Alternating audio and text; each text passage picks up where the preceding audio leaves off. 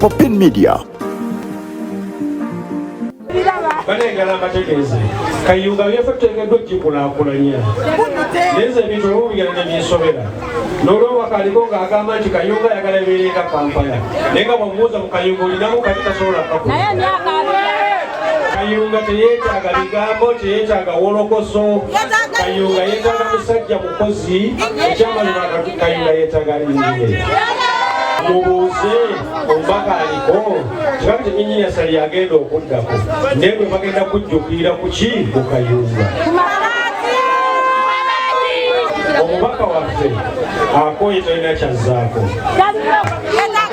mugambe nti teyeekooya akole ekintu kimu kimanyi amanye ebintu bingi ebiremye okukola mu myaka 15 gyakulembedde ebyo byonna ebikulemye okukola naye ng'alowooza byalibadde birungi eri enkulaakulana ya Kyengero North kugamba afune olupapula afune ne kapeeni byonna biwandiike.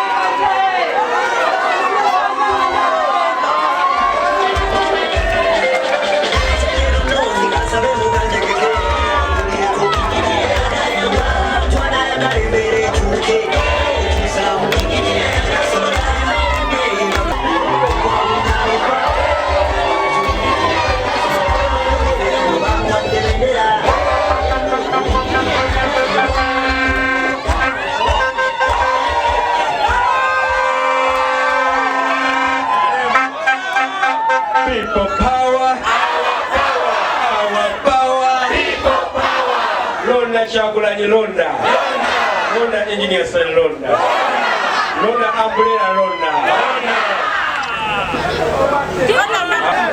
Kyengero North omukisa nti tetwogera kukyusa mukulembeze kyokka wabula okuteekawo omusajja ate omukozi n'okusinga abo ababaddewo. Basawo abantu mu Kayunga bwenna Kyengero North. People power, our power. Wenyimiridde wano kitundu kikulu nnyo mu Kayunga Town Council kubanga kyekitundu abasinga obungi bwe tujja ebyokulya. Ekyo tekisobola kukulaakulana okuggyako nga kirina akatale buli muntu watuuka n'afuna ekyokulya. Naye ebisoomooza bingi era najjako wano n'abakyala ono n'antegeeza ebisoomooza mu katale kaffe kano. Naye lwe nayita muno nalaba ng'embeera y'akatale si ye egwanidde okuba nti no eri mu Kayunga Town Council wano. Kayunga Town Council ye town enkulu yeteekeddwa okubeera enkulu mu Kayunga District. naye olw'obukulembeze banajala tuwuliziganye bulungi. Tulina omubaka waffe ye Minister of Finance, naye ate ebintu ng'ebyo bitambulamu si birungi. Njagala okubategeeza nti Engineer Sally gwe mugenda okuteekako, bwe mugenda okulonda nga 15, Kayunga egenda kukyuka efaanane nga engineer.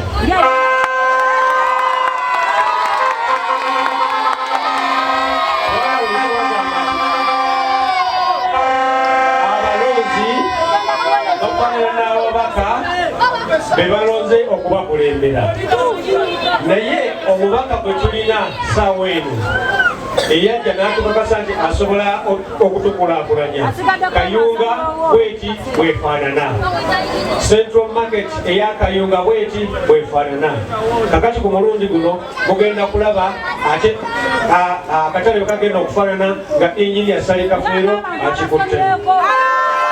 Nze mpitibwa engineer, naye engineer erimu ebika bingi.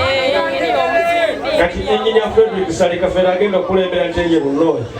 Obukugu bwange buli mu masannyalaze, ndi electrical engineer. Kati ebyamasannyalaze ebikwatagana n'ekitangaala. Kakati sijja kukkiriza akatale kabeere nga kalimu enzikiza ate nga omuntu akola ku bitangaala yakutte mu Ntenjeru. Njagala okubategeeza nti amangu ddala wasaano batukugira okubaako ne bitukola, newankubadde nze mbyekolera. Nze muntu atagenda gamba mbu nine gavumenti enkolere. Nze ngamba kankole gavumenti bweriba yagadde erikola ki, naye ate essuubira ennina erisinga obunene nti gavumenti eddako egenda kubeera ya National Unity Platform. Ekitegeeza tugenda bipulaninga ate tubyekolere. Basebo ne bannyabo, kyenja okusookerako mu bwangu ddala okulaba nti no akatale kano nja kusinkana abakulira akatale mu bifo ebyenjawulo, tulabe nti tusobola okuteeka ebitaala bya sola awo wonna wekyetagisa awabeera ekizikiza. Tetujja kubanga tweralikira kusasula bbiiru, ebitaala ebijja kuba byeteekako byokka essaawa ziba nga zituuse ng'enzikiza. Akatale kano kalimu ebinnyanja bingi, kyensuula nti kyabulabe nnyo eri abantu baffe abakoleramu ate n'obuyonjo eri ebyokulya byaffe. Kuba ekyamazima twetaaga okubeera nti ebyokulya bye tufuna tubijja mu kifo ekiyonjo. Njagala okubategeeza era nga ndi omu n'abakatale bano abakulira akatale, tujja kuba tukwasalanya tulabe nti no tusobola okuba nga tulongoosa wansi ono mu katale, amazzi gasobola okuba nga gatambula bulungi nnyo. Okulinya mu katale oba enkuba etonye, olina kulinnya mu bizzi oba enkuba etonye. Akatale kalimu balandiroodi bangi okutali musango, naye eteekeka kuba nteekateeka y'abakulembeze okubeera nti nno akatale kadda mu mikono gy'abantu ate n'okuzimbibwa obulungi. Ebyo byonna tujja kuba nga tubikola. Basebo ne bannyabo, ffe ba engineer tubalibwa ku ebyo bye tuzimbye, so si ku biboozibozi bye tuteeka bwe tuvuganye ne bannaffe. Engineer Sally yenze bwetyo bwekola. Njagala okubakakasa nti ebintu bingi nsobola okubikola ngera bwe mbadde mbikola, naye kibadde kinziyiza kekaluluko gwe okuntongoza nti Engineer Sally jangu okolera ekitundu kyaffe. Mbalayirira nti ebbanga lyange olinaggwerako Ntenjeru North ejja kuba ekyukidde ddala mu ngeri y'okwekulaakulanya.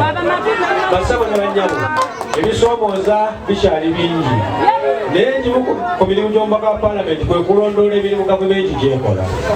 Naye mpulira ennaku ku mutima nga emirimu wano ku disitulikiti gitundibwa, era mbategeeza mpulidde abantu bangi abasibiddwa nga babawa ssente ne basuubiza abantu emirimu ne batagifuna. Kakati njagala okutegeeza abo bonna abakirimu ekyo kiggwa nga 15 omwezi guno. kukkiriza munnakayunga nentegeera obwaba oli munjenjeru nnoono nendaba abantu nga batunda obubanja bwabwe baweerera abaana sobola kukkiriza nga nze bukulembeze ate omwana amaze okusoma ate agende wane ku disitulikiti ate omulimu agule gugule muntegedde bannange abamu bawaayo obusente bwabwe nga batunze era obubanja ate ne batafuna ne basigala nga bakaba buli kaseera basawo ne banyewo bingi tusobola obikola kasita omuntu abeera nga alina omutima ogwagala okukulaakulanya ekitundu kye banegala mbategeeze Kayunga byaffe tuteekeddwa okukulaakulanya nenze ebintu ebimu bigenda ne binsobera n'olwobakaliko ng'agamba nti Kayunga ayagala ebeereka Kampala naye nga bw'omubuuza mu Kayunga olinamu kati tasobola kakula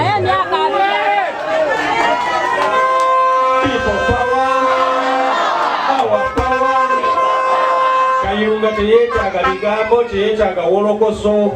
Kayunga yeetaaga musajja mukozi. Ekyamazima Kayunga yeetaaga linnya.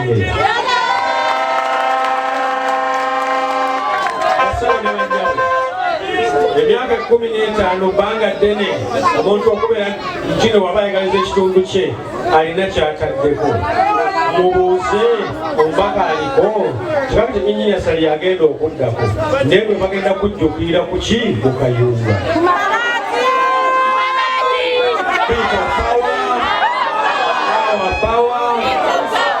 Kakasa tewali emyaka 15 omubaka waffe akooye talina kyazzaako ensonga lwaki atambula n'ekitundu ky'ebisajjasajja ate bigende nga byogera ku Sali ebibi ebyo Kayunga si biyetaaga kusaba mugambe bwe tugenda okuzimba Uganda empya nga Engineer Sali akiikirira Ntenjeruno nga Mwami Robert Kyagulanyi Ssentamu ye pulezidenti wayo.